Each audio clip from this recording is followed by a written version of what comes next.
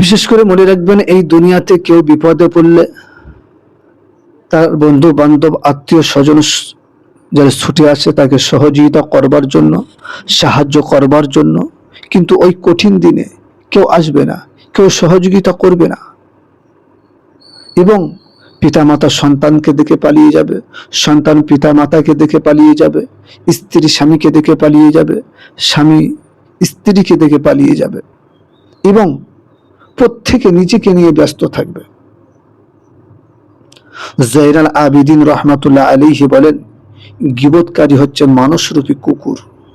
কুকুরের স্বভাব হচ্ছে কি, মরা লাশ নিয়ে কামড়া কামড়ি করা।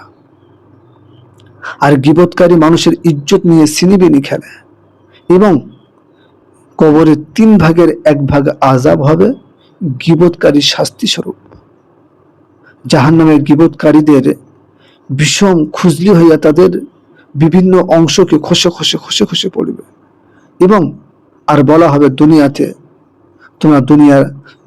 তোমরা মানুষের দোষ, গীবত এবং গেয়ে গিয়ে বেরিয়েছ, তাদের দেহটা তুমি ক্ষত বিক্ষত করেছ, তাই আজ তোমাদের এমন শাস্তি। বিশেষ করে মনে রাখবেন, আল্লাহর হাবিব জনাবে মুহাম্মদ রাসূলুল্লাহ সাল্লাল্লাহু আলাইহি ওয়াসাল্লাম বলেছেন, যে মজলিসে গীবত বা কারো দোষ বলা হয়, তখন তুমি তার ভালো দিকটা তুমি তুলে ধরো, গীবতটাকে বন্ধ করার চেষ্টা করো। কেননা যদি না হয় তাহলে যদি না হয় তাহলে তুমি সেই মজলিস থেকে উঠে চলে যাও।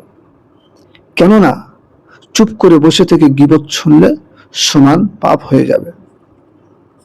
আমার নবী সাল্লাল্লাহু আলাইহি ওয়াসাল্লাম বলেছেন যে গীবত জিনার থেকেও ঘৃণিত এবং জঘন্য পাপ।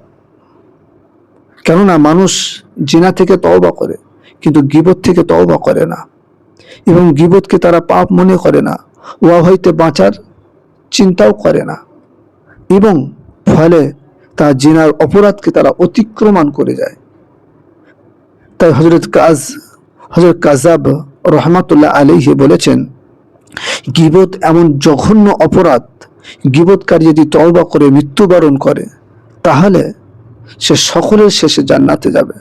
আর মৃত্যুর পূর্বে যদি তওবা করবার নসিব না হয় তাহলে সকলের পূর্বে সে জাহান্নামে যাবে।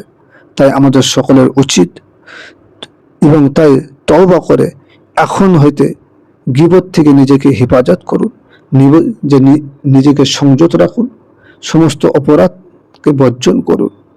এই ভিডিওটা আমরা বেশি বেশি করে শেয়ার করি, অন্যজনকে জানার সুযোগ করে দিই ইনশাআল্লাহ।